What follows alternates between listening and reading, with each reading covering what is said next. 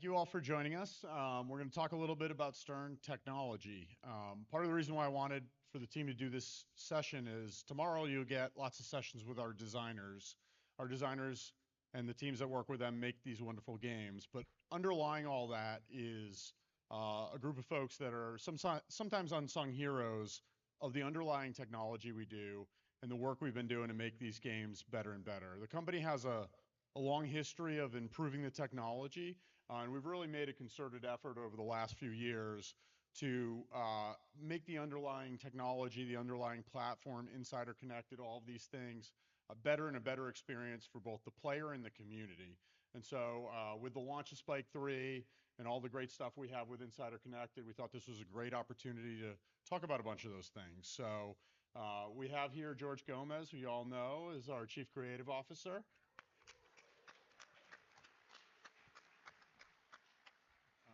And we have Erica Fromm, who is our Chief Technology Officer.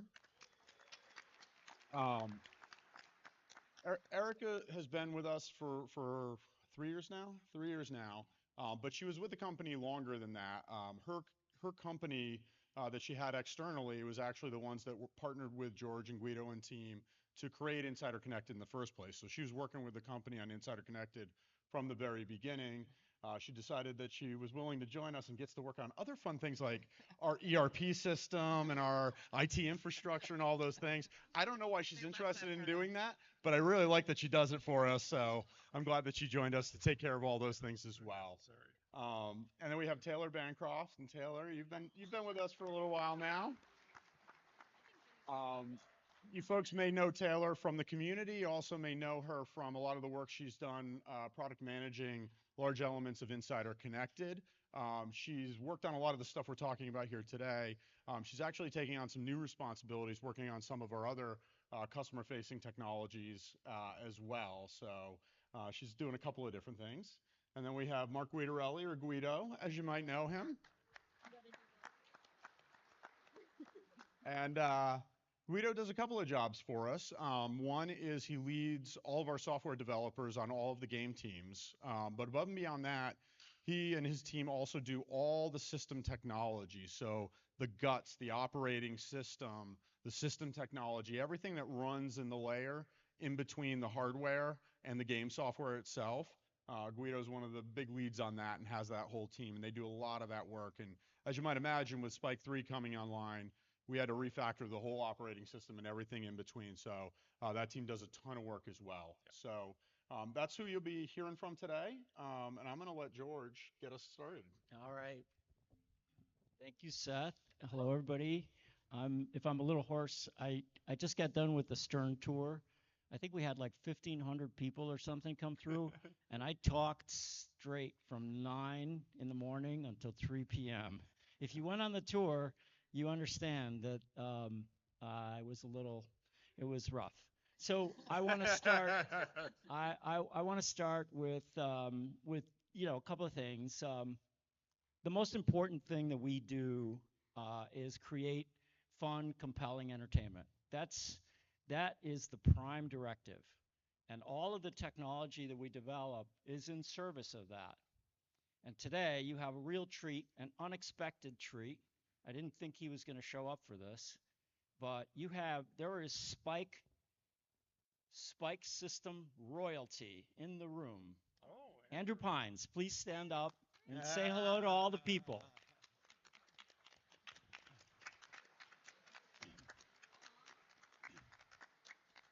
Andrew is an old friend. Him and I, we go way back. We probably on and off have worked together for 40 years. And Andrew is an incredibly talented engineer and designer. And he is the guy that has designed and architected the Spike system. And where this all began, interestingly enough, was here at Pinball Expo. Different location many years ago when I joined the company, and we had to move off of the company's, at the time, SAM system technology. And I said to Andrew, Andrew, what should we do? And so in a conversation in a restaurant at Pinball Expo, on the back of a napkin, literally, we conceptualized the notion of modular and scalable. And that modular and scalable is a key component that has made Spike survive. I'll give you another piece of data. In the near future, Spike system games, if they're not already the standard of the world, they will be the standard of the world. There will be a bigger footprint of Spike technology in the world than WPC 95, if you can imagine that. And that was the Williams system that I worked in for, throughout the 90s and into the 2000s. Can I get the next slide? So the Spike system, most of you don't know this, but this is what Spike means. Stern Pinball Interactive Kinetic Entertainment. I named it. Kinetic is an adjective that means related to motion. And really, if you look at the last three words that I underlined, dynamic, lively, and energetic, that is what I expect our pinball machines to be. So, that's why it's called that. So this is really telling. It's effective, it's efficient, and it's elegant. The Home Edition, by the way, the Home Edition pioneered Spike 3. Spike 3 is in every Costco Home Edition. It was in those games before it was in the commercial games. And that hardware that you see right there is all of the hardware that runs a Home Edition. One node board, the same carrier CPU, GPU board that you use, that you get in your commercial game, and the power supply, which we finally got around to making it quiet. Since yeah, you can clap for that. Once I had one in my office for long enough, I'm like, we're fixing this. So Gary, between Gary's apartment and Seth's office, it became an engineering mandate. I don't care what it costs, make that thing quiet. So, next slide. Okay, so scalable, modular, and flexible. So what does that mean? It means that when we architected the system, we knew that there were things that we were going to invent that we couldn't visualize at that moment in time, whatever it was, 10 years ago.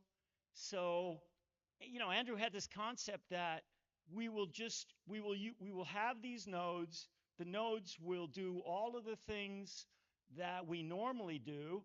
And then when we need to do a weird thing, like hang a QR reader on a bottom arch, we will design a new node, a custom node. When we want to put a display on the playfield for a Star Wars game, we will design a new node. And the nodes will daisy chain together, and when the game wakes up, the very first thing it does is it polls the world, and everyone checks in. I'm node 1, I'm node 2, I'm node 3, all the way down. And that's happened. That's allowed us to be scalable and modular and flexible. And that has been an incredible component of the survivability, viability, and just the endurance of Spike. Next slide. So I once asked Andrew, how many nodes can I string together? And he said, I don't know, but it's a lot. More than, we could probably power, I don't know, like a city. So this slide really represents that, that's originally, I don't know if you remember, but we had different kinds of node boards in the base system because we were trying to increase its resolution of use. So we had a four coil core node, and then we had an eight coil node, etc. Yeah, Mark? 32 switches, 32 lamps. They were a lot smaller as we were learning what the sweet spot was, and Ghostbusters was the advent of the core node, which fundamentally one core node can address all the needs of the lower half of a playfield very well. And it was the sweet spot of 9 coils, 64 switches, 64 lamp drives, things like that. The majority of your games almost all of your games, unless you have a home edition, ship with 2 cores. So a core at the back of the playfield, a core at the front of the playfield. And this slide really just represents the fact that there's a thing we call the cabinet node. That's the funny looking board beneath the power supply there. That's also in all of your games. And that is really designed to handle the coins and Coin door, tilt, all the things that are of the cabinet nature. And fun fact, it's 31 node addresses we can handle, George. And maybe the largest number of boards, maybe Batman 66 is on the probably higher end. because we use them on a You did? I think it's Batman choppers. 66. Yeah. All right, next slide, please. All right, have you ever seen the code? I know you guys are all always talking about the code. What's it? The code, the magical code. That's the code. That's what the code looks like. Our development environment is Slick Edit for most people. I'm an old guy, so I use Emacs and command line for the most part, but a lot of the folks use Slick Edit, and we have abilities to deploy and debug all, through a nice GUI. Yeah, so you can't read it because it's really small, but yesterday when I was like trying to put this presentation together in a rush because of all the other 65 million things we have to do to get ready for you and to keep the trains running for business, I ran into Tanyo's office and I said, "Give me a snapshot of code." You're like, "What?" And he says, "I don't know. Open up Deadpool and show me something." Yeah, so if you look at that, there's like you'll recognize a bunch of commands and things relative to Deadpool. George, I got a panic message. Is it okay? I said, of course it's okay. George asked. All right, next slide. So Spike 3, I mean, the single biggest thing, if you haven't seen the documentation, we've published a lot of stuff, but it's really about more, better, everything. We have a bigger display. We have, True HD. We have more processing power that allows us to do many more things. We have an improved sound system. We're going to have wireless headphones very soon. We have a whole variety of improvements, some of them quality of life, some of them performance oriented, that have come into Spike. And it's evolutionary, so the great thing about this is that every Spike 2 node board is going to work with Spike 3. And eventually, maybe even some Spike 2 games will make them way onto Spike 3 platform. So, I know Guido, Seth, I know you guys have talked a lot about some of these improvements. Did I miss anything? Well, one thing is a design in mind of serviceability. Of course, we took lessons learned on Spike 2. Was there any items that failed repeatedly in tracking from a design point of view or a component point of view? So that went into the design mix. But another big item that Andrew and I said from day one, Spike 3 shall be a board that can replace a Spike 2 or a Spike 1 CPU in those cabinets. So we made the form, fit, and function such that it could drop into the cabinet, the wiring harness would hook up, and when we have updated software, you would have your Ghostbusters using a Spike 3 CPU on a dot matrix display. Will you get all the benefits of Spike 3? Not all of them, but some of them that are very important. You'll get a better audio subsection. You'll get the access to wireless speaker and headphones. So some of those items that will naturally be available without other hardware updates will be available on Spike 2 and Spike 1. Yeah, and the sound system, I'm very proud of the work we did there. You're going to see even more evolutions on that. The next iteration of the games, of Spike 3 games, the speaker array on the speaker display panel is going to get enclosures to further improve the sounds. That going to the separates, which was originally forced by the notion of having to accommodate the 18.5 display, turned out to be an advantage, because in conversations with the sound or the speaker designers at the speaker company that provides our speakers, the conversation quickly shifted to how do I improve the sound system now that I've reduced the size of the speaker. And so a bunch of real acoustics engineers, guys that design audio for a living, are the guys that designed the components that went into the system. So in other words, we didn't just pick something off the shelf. There was a lot of conversation went into designing the volumes for the enclosures, how the speakers work, how the speakers relate to a pinball machine, and the things that play out of a pinball machine, and the way that we use audio in a game. So when I tell you that it was designed and engineered, I'm not saying that we picked something out of a catalog and bolted it to the panel.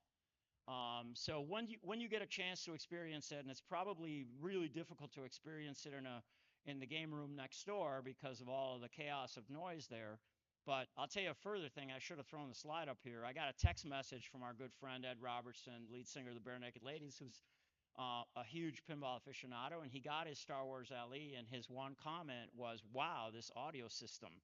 So, I think that when a guy like that knows music and sound says the audio system's pretty cool, I'm okay. Check that.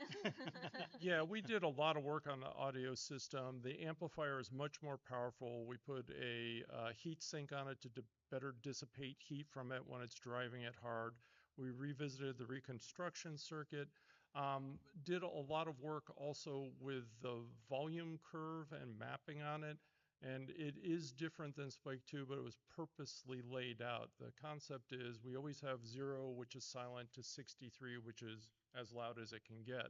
You can't stand in front of it at You 63. can't, and I actually nerfed it down a little bit from what it really could do. But even at 63, it does not distort. You do not hear any bad side effects or clipping within reason. But the design of the sound curve was like 1 to 12 would be if you were in an apartment. You live in an apartment, you don't want to have problems with your neighbors, or you're in a house and you want to be mindful. From like 13 to the 20s are what you would have in a louder house environment, maybe in a quiet public place. Into the 30s would be a public barcade. Above 40, there is always been a feature that you can cap the min and max software because some operators mount external volume buttons. So right now the default is capping it at 40 because that is very, very loud. You can override that and go all the way up to 63. It doesn't distort. It is very, very loud. So it is a very good sound system in this. We're really happy with it and really worked on the sound curve to try and give everyone what they would want in the various environments because we have to, I always think about commercial first because Gary tells me I always think commercial first, but residential being the bulk of our audience these days, we need to come up with solutions that would work well for that. And in addition to that, if we want to talk about wireless headphone and speakers, which is working in the lab, one of the things that's taking a little longer is the user experience for that of pairing with speakers, how you do it properly. Because again, as I talked about, we have this commercial and the residential experience, and that actually affects a lot of things. In a residential experience, it's probably always me, always my headphones. It should auto connect. I shouldn't have to do pairing. But when I'm in a commercial environment, it has to be my headphones and not Taylor's standing next to me. I don't want to select hers and blast hers. So there's some user experience and how to make that as do the right thing as much as possible and be frictionless. So those are the technology there. It's working. We're scratching our chins and doing some review of the user experience, and it will be available soon. Yeah, so this next slide, I think, is just more Spike 3 benefits and stuff. And I mean, I think, Yeah. I think we published this. Yeah, so we published them out, but I'll just speak to, right? We're going to be talking about Spike 3 for a while because the list of benefits are so sort of numerous, right? We've got better Wi-Fi, which is going to be a quality of life improvement for a lot of people. Guido and I have been working a lot on sleep-wake function. That's another one for, primarily for a home environment of maybe you don't want to wait for your game to boot up. Maybe you want your game to go to sleep and wake up quickly and download code in the background. Can I step in on that? Yeah. So that one's something we've kind of said, yeah, we'll have some power function. There'll be sleep weight. We haven't talked about it a lot. A lot of this is also, again, how do you do the user experience for this end? How do we deal with commercial versus residential? Operators in a commercial environment, they turn on the game and turn off the games primarily with the fuse box. They throw the master switch, turn it off, turn it on. probably less applicable for them. Moreover, the two flavors we have is what I'm going to call standby, which is like what your computer does. You could set it up in a home environment. You probably wouldn't want it in a commercial environment. If it's idle for 15 minutes or some amount of time, go into standby. That means the display is going to go off, playfield lights are going to go off. It can be woken up almost instantly by hitting the action button or the start button. May or may not have the start button blink every once in a while. That's a user experience versus, power, what I want to do there or what we think is the best thing. And some of these things is we'll roll out the first thought on it and we might pivot a little bit on refinement. Other things is it could auto go to sleep always at 6 p.m. It could wake up at 8 a.m. So standby is kind of like what you do with your computer, and instead of shaking the mouse, you're going to hit the action button or the start button. You will get some power savings. The CPU board will be the one thing that's still powered because you want to get software downloads while it's in standby. Then the other mode is deep sleep, and that solves a couple of quality of life things. Is I've heard, and George has heard often people say, I really don't like where the power button is. My games are tight together. It's hard for me to get to. I'm used to the old spot. With deep sleep, the game will turn off, literally as if you turn the power off. So when it repowers on, it'll be a full boot cycle. However, it does this without turning the switch off. And if you hit the start button or the action button, it wakes up and boots. Where this also can be used is, again, 6 p.m. at night. Say I'm at a location that doesn't throw the fuse box. Well, I could say 6 p.m. at night, turn off, 8 a.m. in the morning, turn them all on. So we're giving, options like this. And again, commercial versus residential has a different requirement and experience. But the concept is, and in that one is you will be saving complete energy. Just the power distribution board is very light trickle and to be able to recognize the buttons. This is the deep sleep and standby is a feature. If you were to replace the CPU board in a Spike 1 or Spike 2, that will not follow with that because it requires an updated power distribution board. The Spike 3 electronics package is the new CPU board, the power distribution board, and the updated power supply. The one last one I wanted to throw out there, in the modern world, a lot more people are trying to capture their gameplay and maybe even share their gameplay. So we made sure to have one cable HDMI monitor output. So yeah, that's what I like. We want more people to know about and see pinball. So poor Andrew and Guido had to deal with me asking for this one. Well, that was a lot of Andrew as well. That was part of the technology. And if you look at the board, you see a big chip in the middle, and you go, "What the heck is that big chip in the middle?" That is the item that drives the HDMI to the main LVDS panel technology. And since it could do more, we said, hey, Seth, can we spend, I don't know what it is, 80 cents more on a connector and break this out? And then the challenge was, well, if you're going to break out video, I want audio with it. and so it is. So now you guys have that. Single make your lives easier. Cable. So again, let's think residential and commercial because we always do. Commercial, you can now have, like in the old days, a screen above a game. It can have audio with it as well. Residential, you can do it, also have a screen above the game, or you could be doing streaming or some form of capture with it, and you get the audio with it. And the audio is pre any DSP or filtering. So it's a line out that you can put into your amplifier or your software to adjust as needed. All right, we're going to switch gears a little bit into Insider Connected. I'll do a little bit, and then I'll let Erica take it from there. So these are charts of what's been going on in pinball and what's been going on with Insider Connected. So as you can see, these go up and to the right and keep increasing. So gameplay is up. We're up like 30% over last year already in terms of gameplay to date. IC users are up and connected machines are up. Look, we had more than 1,200 people come and tour our factory. We've got a ton of you here at Pinball Expo. It's a testament to what you guys are all doing, how this community is growing and getting bigger. And we see it in Insider Connected. Pinball is absolutely growing, and it's growing fast. And so that's what we see, and that's the real data up there. So Pinball's getting bigger and bigger and bigger, and more people are involved in it all the time. All right, why don't we talk about a little bit of what we've been doing in Insider Connected to grow that a little more? So, is Taylor? I'll talk for a second. Um, well, first of all, thanks for everybody, coming. It's awesome to see so many friends and community members all in the same place. Um, so over the past year in Insider Connected, we kind of went quest crazy. And because I work with some of the smartest people that I've ever met in my life, they get to build the technology that we get to use. So we did that in a few different ways this year. The first is that we started to get more information from the machine to our servers. So it wasn't just that we knew you got this score at Logan Arcade, or we knew you played with, with some friends and you got a cumulative score. It was all very score based at first.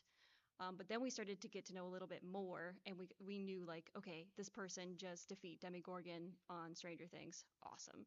This person just went to Seattle in Foo Fighters, sick. Let's give them a badge. And so from there we were like, okay, we went from this box of crayons that was like 3 colors to Right. a full Crayola pack. And it's still evolving. So some of what Taylor's talking about is thinking of things of just not score over time, but events within the game that are meaningful. That what was done and what order and how long it took you to do it. And some games, as we update games and do updates to the back catalog. And by the way, I consider every Spike 2 game as an active development. We could do an update at any time. If there's platform improvements, particularly IC triggered, you will see one of the all games updates. I don't think we've done one this year because Spike 3's been kind of a lot of my team's focus.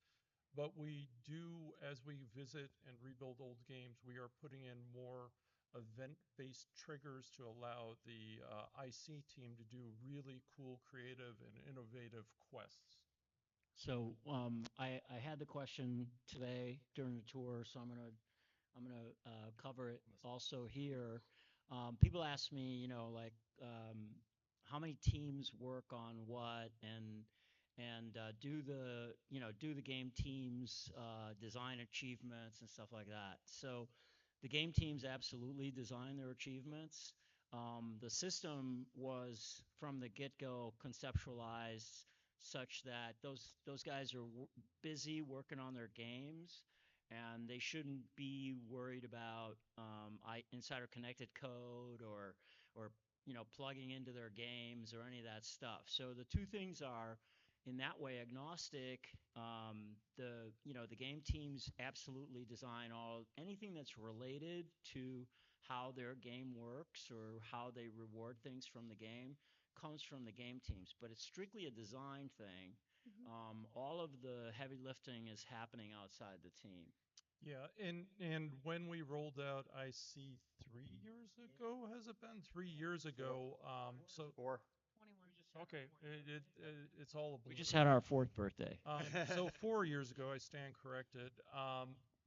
There was a small core of myself and a couple other engineers, Mark Panaccio, Tanya Kleiss, that came up with the infrastructure and the structure very similar to all the other aspects of our kind of pinball framework. So we were able to roll it out over whatever, I think it was 18 games at that point, and work with the game teams of doing the creative content for the various achievement objectives for each game, and we were able to kind of roll it out in one fell swoop. But it was because the whole thing has been designed again as a service within the pinball framework, that it's very easy and it's mostly table driven for games to be able to add achievements. Achievements continue to be a favorite of little kids Mhm. because it's a badge they can show on their phone, and that's really all they care about. They're not that interested in beating dad's score, but they are very interested in getting that badge. So, and of course, some of you big kids This have is the big also thing. reached out to me when you haven't gotten your achievements or whatever. Everybody's a little kid at heart. Yes. This is a company of big children, and it's great. Um, Yeah, so achievements are great because they teach you like what are the things that I'm trying to go after in the game. One of the limitations of achievements is that you get it once and you're done. And George kind of said, well, we should have this concept of quests where you have a limited time frame where there's a challenge put out and you earn the badge, but you gotta be ready for it. If you miss the time frame, you're not gonna get it. So we have to keep you on your toes. Um, so it's been really fun. One of the first things that we did when we started to get more game events coming, we call them game events. Game events are, whatever you're doing in the game that is progressing the storyline of your play. Now we know about it and we can use it. We call like a quest trigger. One of the cool things that we did when we first started to get this data was what was called the Stern Pinball Cup. And we've always had this struggle where, like, how are you supposed to put out a quest where all of the games, Godzilla, Stranger Things, Foo Fighters, like all of our games that score so differently and have such unique rule sets to them, how do you even compare the two? Like, especially when we only had score, because if it was Batman versus, Beatles, I would choose Batman um, because that's a pretty high scoring game. So we tried to do a thing where we looked at how many of you guys y'all were earning objectives on the games. And we said, okay, from that information, we can with relative ease say that's probably an easy objective. This is probably in the middle. That one's hard. That one's really hard. So we can do a layer of points that says, okay, if we know this is an easy objective on Stranger Things, we'll give you 2 points for it, and we'll try our best to pick an objective that's of this like a similar difficulty on a different game. And that was kind of our first attempt at bringing like the whole Stern ecosystem into one event, which was really fun. And honestly, you guys helped so much because everybody was giving feedback on like the tuning, the technology is what made it happen, but really, it's a science and an art to get it to be fun. Because you know, making something fair across 24 games is tough, and it's not just numbers; it's also feedback from y'all. And you guys gave so much feedback, and thank you for all of it. Um, so we did Pinball Cup. That was interesting. Also, one more thing about that because we were like, okay, on this global scale, I'm never going to see myself on a leaderboard amongst all of you. You guys are way too good. I am not that good. So we wanted to kind of filter it and be like, well, what if we did a view where it's only you and your connections? Or what if we did a view where you can look at your points on a leaderboard that's just based on the people that play at Logan Arcade or whatever your favorite arcade is? Obviously, that's my favorite arcade. I keep saying it. Um, and it kind of like made the world feel a little bit smaller and localized. And I think you can expect to see more of that over time from Insider Connected. It was just cool to see it, our first attempt at it with the technology that we had. Okay, moving on from Pinball Cup, we also wanted to put a lot of content out there. So we decided this year that we were going to do a new set of badges every week. So thank you to everybody who was able to make that happen because you have like we have the person that's Ben Gomez, who's probably sitting here somewhere, who's actually designing, taking the art from the games and creating those badges and honoring the games by creating those badges. You have the Mike Vinacore and the software developers and the designers that are helping choose what objectives make sense, reviewing, hey, does the badge make sense with the objective, are the objectives like the right level of difficulty?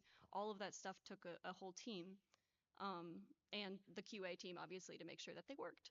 So that was a pretty cool thing to see so many badges put out into the world. I can't even tell you the number of badges we did, but there was a lot.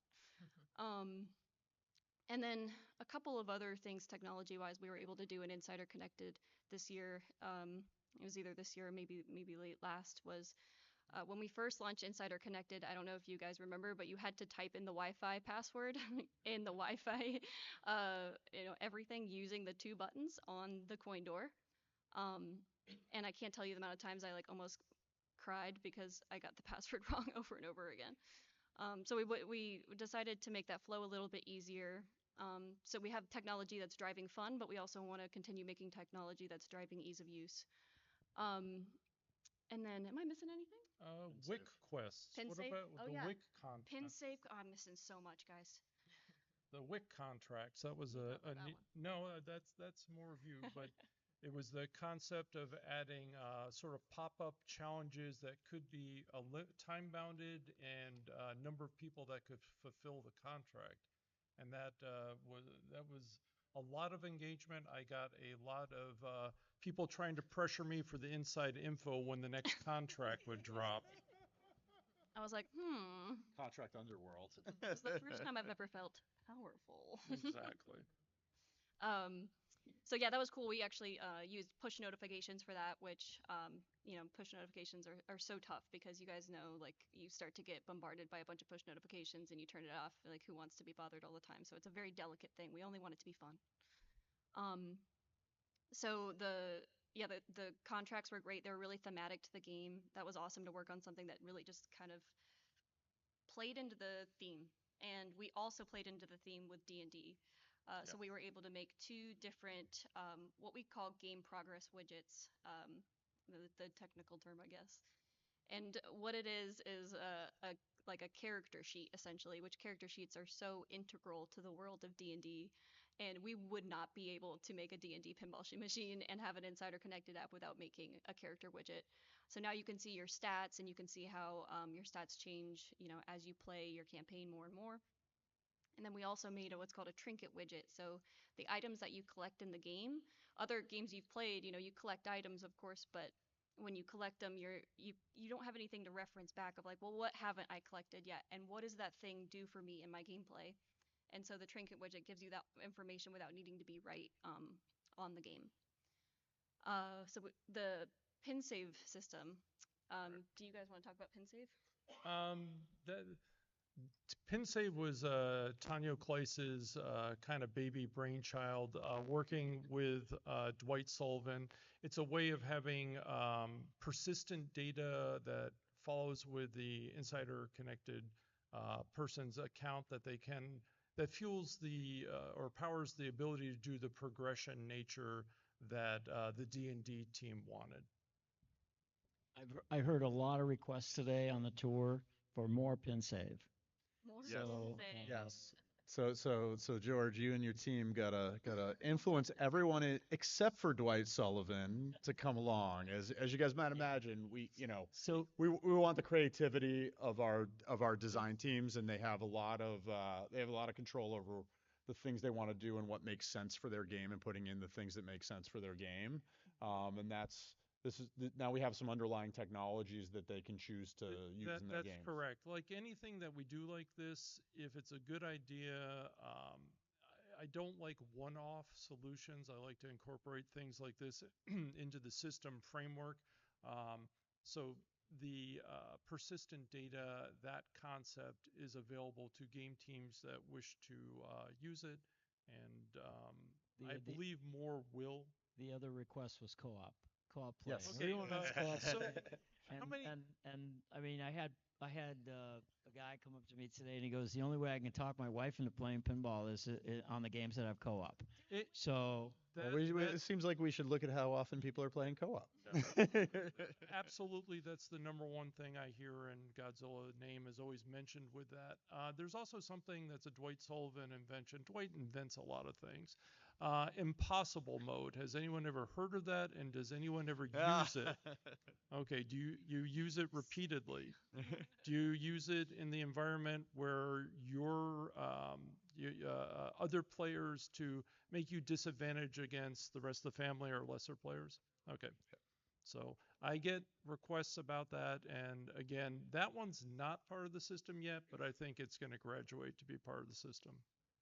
Well, and keep giving us feedback for all the stuff that you guys want. That's what gets us making the changes and the updates. And as you can see from this, right, all of these folks at the table have done a lot of testing, learning new things, right? We're inventing new stuff for pinball here with all of these things, and so every one of these is a test of trying something new. We're going to learn from it, and we're going to keep going. There's a lot of examples of you all submitting feedback, and I just want you to know it doesn't go into a black hole. Like, we really listen to all of it. We wish we could do it all immediately so that everybody gets everything that they want. But there's a few examples. I think one of our super fans was like, I want to see how many locations like I've played a year, and immediately we're like, okay, year in review, got it. In so it's all coming to the table, and keep talking to us. In 2025, we've spent a lot of time on the more invisible things, like revamping our server architecture, our system architecture, things that are supposed to be invisible that not aren't always. Um, when I first connected with George and Mark, George said, we don't even know if the pinball community is going to want this. We just want to do a small test. Let's do something quick and relatively inexpensive. And we launched in 2021. And then 2 weeks before the Pinball Expo, George said, I really think leaderboards are gonna resonate. We spun up the leaderboards that you still see today within 2 weeks, and we've been dealing with the ramifications of all of that ever since. So Anybody who works in software knows how that works. So I have to tell you that, yeah, the leaderboard thing is funny because we had to pick features. We had so many, we had a big whiteboard, big list of features, and we had to pick like, okay, what's minimum viable product when we launch this thing? What are the features going to go there? And I remember going in to see, leaderboards was on the list, and I remember talking about it, and like randomly I called a couple of guys in the room, right? mhm, Keith Elwin, Zach Sharp, mhm. all these tournament players, and they said to me, "Nah, leaderboards won't work because people are going to game you." And so we said, okay, well, for Expo, we decided we're going to do a little experiment. Yeah, We a did little experiment. we did leaderboards for Expo. It was supposed to be like a little bit of a tech demo, Yeah. kind of like how do we show off some IC stuff. Yeah. Wasn't supposed to be anything more. Than Yeah. that. And then the next week we got to give them to operators. And so it's grown on a architecture that was an MVP architecture that we knew if this took off, we'd have to readdress. So we spent a lot of time this year addressing the scalability of our system on the back end, and uh, undertook a rewrite of our front end for a lot of things we want to do going forward. So while all of you haven't seen the benefits of that yet, it's ungating a lot of the things we've wanted to do for a long time, and a lot of the things that you've been requesting. So we're super excited about the next year. And one of those things is all access. So the question of why can't I have home leaderboards required us to do a lot of that re-architecting, because home leaderboards is likely to increase the number of leaderboards dramatically. And so we've also had for a long time an all access membership. And to be honest, the all access membership wasn't given as much value as we really wanted it to. So we kind of merged a couple of things together, and we are relaunching all access. So one of the big things here is be a pro at home. We've gotten a lot of requests for all the different pro features for home users, particularly leaderboards being the most meaningful one. There's also tech alerts and some other information in there that you'll be able to get. But all access isn't just about digital things, it's also about physical. So one of the big things that anybody who's familiar with like an Amazon Prime is familiar with is everybody likes free shipping, nobody likes to pay for shipping. Who wants to pay for shipping? They want to pay for stuff. So free shipping just seemed like the right thing to do and include in here. So it'll be free shipping in the continental US. If you're in a more exotic location, we'll give you a discount on your shipping, but we can't figure out every single market. I wish it was as cheap to ship everywhere as it is to ship in the US. The other thing we have is you're going to show up in gold on the leaderboard. So if you're a subscribing member, you can see a couple of examples on this chart. You have a little gold border around your name, and when you log into the machine, it'll scan in with the gold borders as well. We're also going to offer a way to do free yearly factory tours. The scheduling software will roll out relatively soon here. We'll start scheduling tours for probably January and beyond there. And you're going to get invited to some exclusive experience and members-only webinars as well. So it's a combination of some digital features, some real-world features, and some exclusive and some experiences. And so we're trying to provide folks with enough value here. If you sign up, and we're still rolling out the features, but we wanted to be able to talk to you all about it here. So for the next couple of weeks, if you sign up, you'll get it for $79. After that, it's going to be $99. A year. So Seth, when are we? Thanks, Taylor. Seth, Taylor's got my fine print for me. I'm like, oh, technically. Seth, when are we going to add to the perks, drinks with Jack, right? You guys can drink with Jack anytime you want, but what?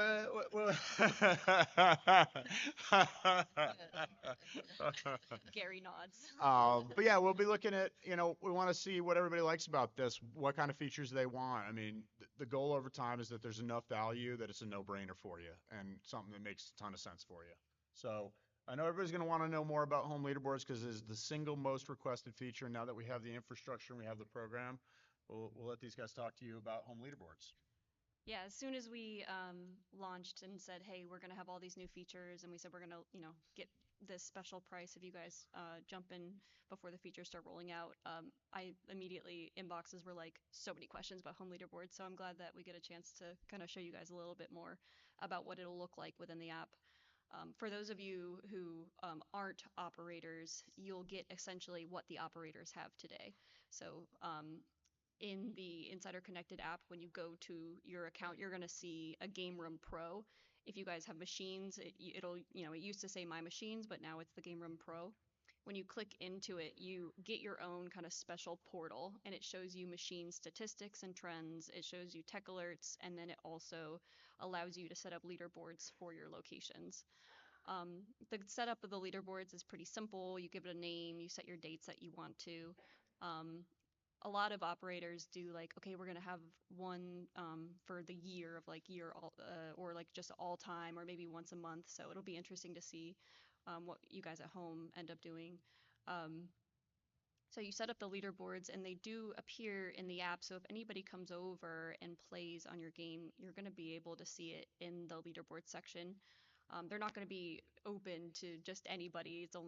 It's going to be more of a private experience where if you play on it, you see it, or if you own it, you see it. So you can see it in the app, but you're also going to be able to see it. We give you what's called a kiosk URL, and that URL lets you use like a larger TV to display it. So if you have a game room, you can mount a big screen and have your leaderboard there to kind of give it that nice arcade feel. My bad, I went too fast. No, it's good. These are your two views. You're going to be able to see it in the IC app, and you're going to be able to put it on a TV. So yes, you'll be able to put it on a TV if you want in your game room. All right, coming up, we have a new holiday quest. This is one that we want the community to participate in. It's a Beat That Score quest. We're going to be putting out a call to action here shortly to ask community members to submit videos of their gameplay. We're going to randomly choose them, and they will be the community member to beat for the week. You'll also see some people within Stern putting out challenges, and hopefully we can get some good participation here, and there'll be more to come. Lastly, we have a really small team on Insider Connected. We've been able to do a lot only because of all of you. We've had a ton of feedback from the community. We do read it all, even if we have to comb through some of the expletives sometimes. But seriously, Insider Connected is the biggest benefit it's given us is a direct dialogue with all of you, and we're going to have many more features coming this next year that we hope are very community driven. So please keep it coming. Everything you send us is very valuable. Great. All right, that's the end of our presentation. So we have a few minutes to take some questions. I'm sure you guys have questions. Maybe you got plenty of questions. Do you pick or do I pick? You can pick. You pick. We trust you. Hey, how's it going? I'm Andrew from Philly. Just on feedback, you're talking a lot about feedback, how you use it. Like, what is the best way to get feedback to you? I know I've emailed the IC line, and like Taylor, you messaged me like 3 days after that. It was like saying you saw it, which like felt amazing.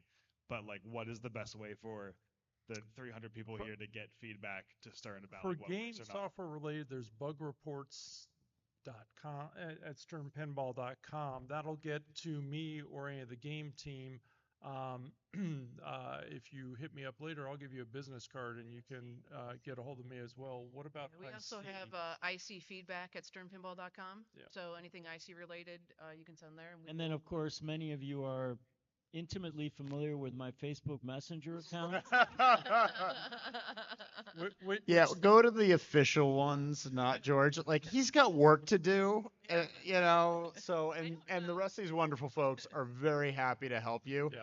and they prefer to just help you rather than have George message them and then have to help you. Somehow you guys have also found me. So it's IC support, I see feedback.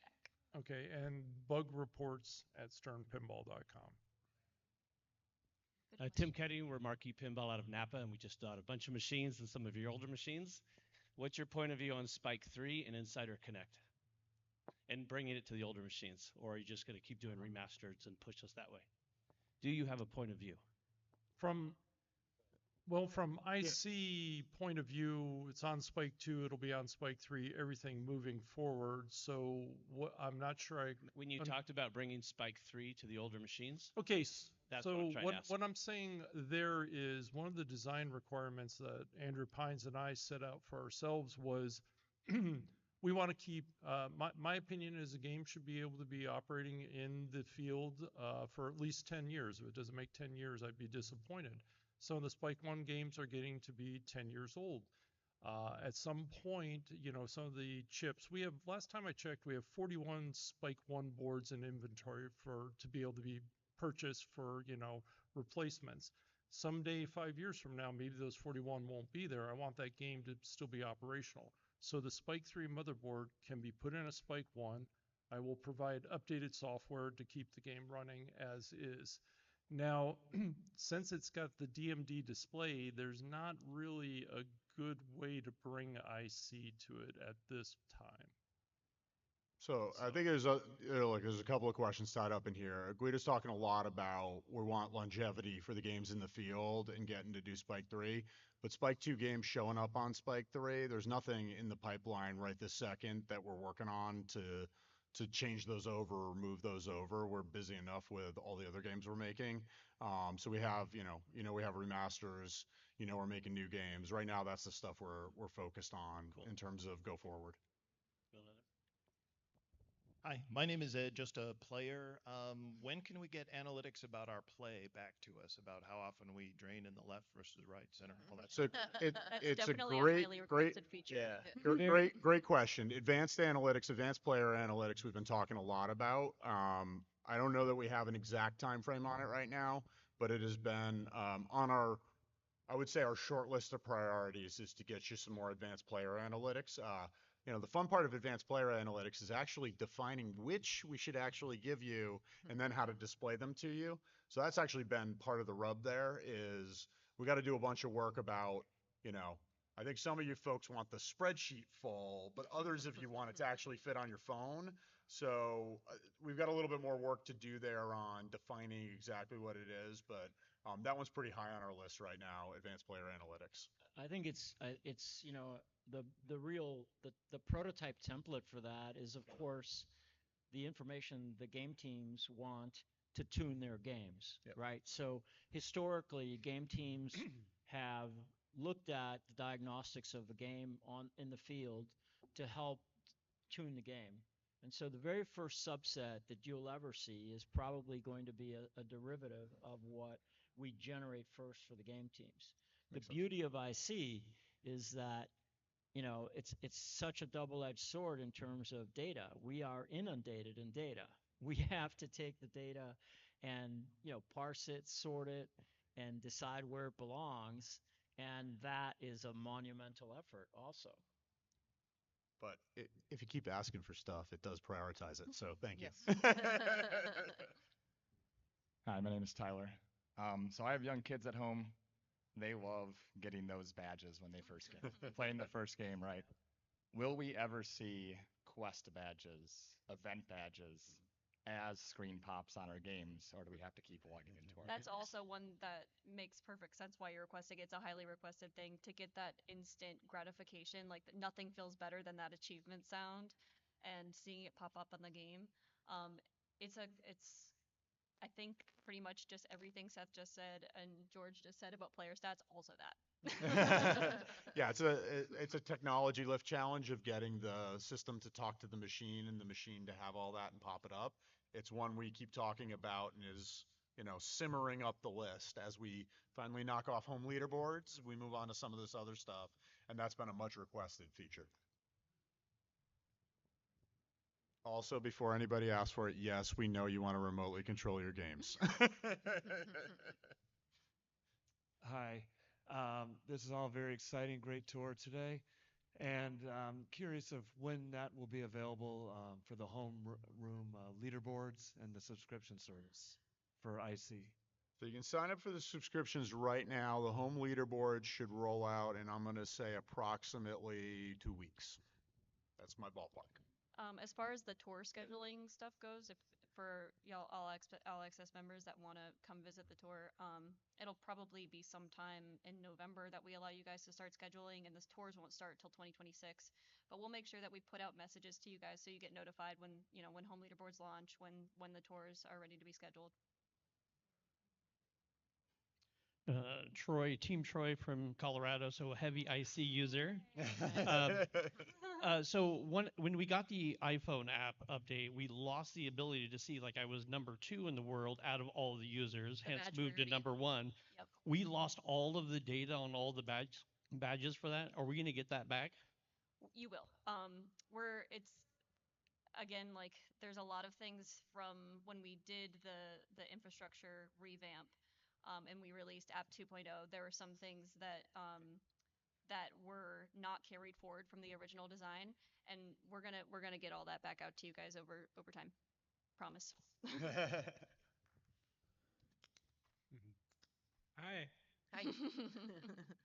Why do you make such a little display? You need for the Empire a bigger display. Why do we do a bigger display on the Star Wars game? Yeah. Yeah. So, we wanted to, I'll let George and team talk about this a little bit, but, why not fit a bigger display? One of our big requirements was that we wanted the artwork to retain the same size, but why not give people, more bang for their buck and more immersion? And that was both the audio experience and the video experience. So now it's a much more immersive display. It has better color depth.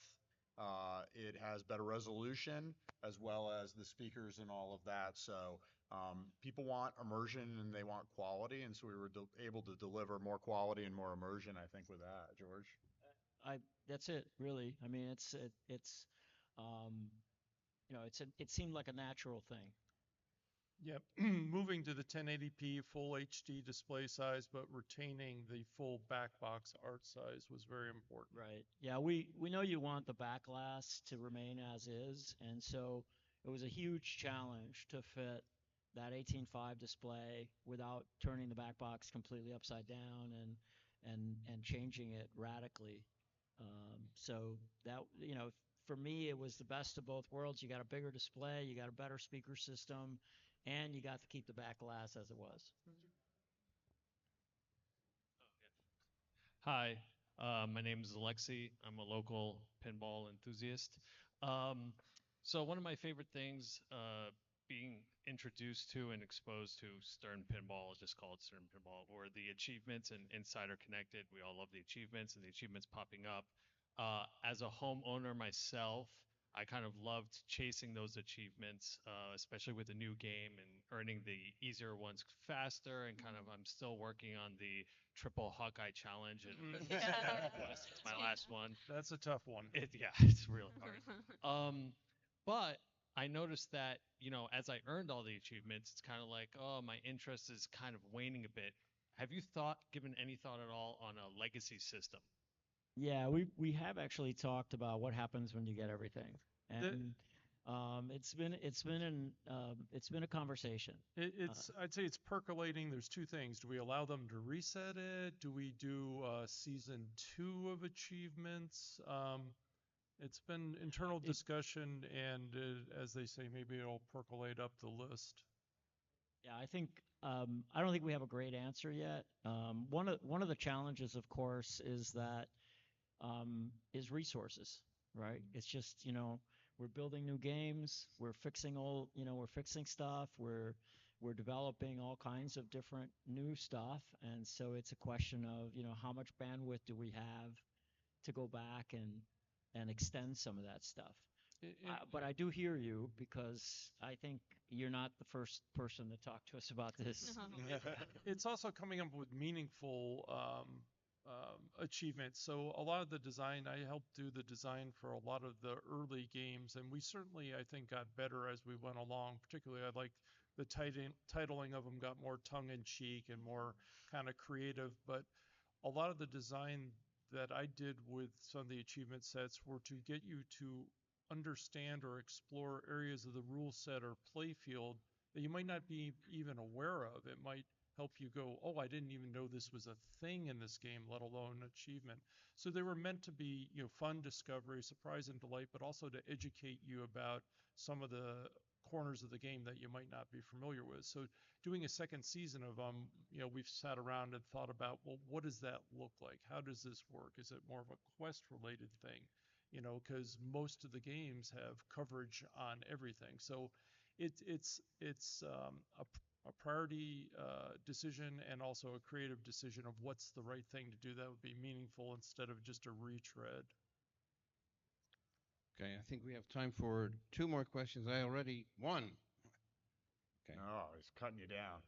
I pointed to him first. Sorry. Sorry, I actually have Joe from Toronto. I actually have one question, one suggestion, and one demand. Okay, but quick Joe, question. I am shocked. Quick question. Is the display 60 frame, like 59.97 frame rate? It's 1080p. We're doing it at 60 hertz. We're doing it at true color. Cool. My suggestion is, with badges, have you ever considered doing like secret badges that you achievements that you internally are going to give out, and then if somebody puts in 10,000 hours on Star Wars, they get something. Okay, great. Okay. Easter eggs. Awesome. And my demand is that last summer you guys sent Kyle Spiteri over to Player One up here in Toronto, Canada, to demonstrate the node system, and even to a dummy like me who knows nothing about technology, it was really clear and incredibly engaging for everyone in the audience there. And I demand that you send Kyle back up to Player One in next summer, 2026. So I demand that. I think the question is Kyle Spiteri the best? And the answer is yes. Yeah, we're also trying to do digital Kyle Spiteri by getting him to do a bunch of these YouTube videos. I know, but we got to share Kyle all around everybody. There's not enough Kyles in this world. You're not the first guy to give him rave reviews. One short question. Will we ever see a tilt badge? There is a tilt achievement. Yeah? Okay. No Byron. Oh. Tilt away. Well, there's Deadpool has that as a champion, so. Oh yeah. Yeah. So, yes. All right. Thank you. Thank you, everybody. Thank you, everyone. Thank you. Thank you.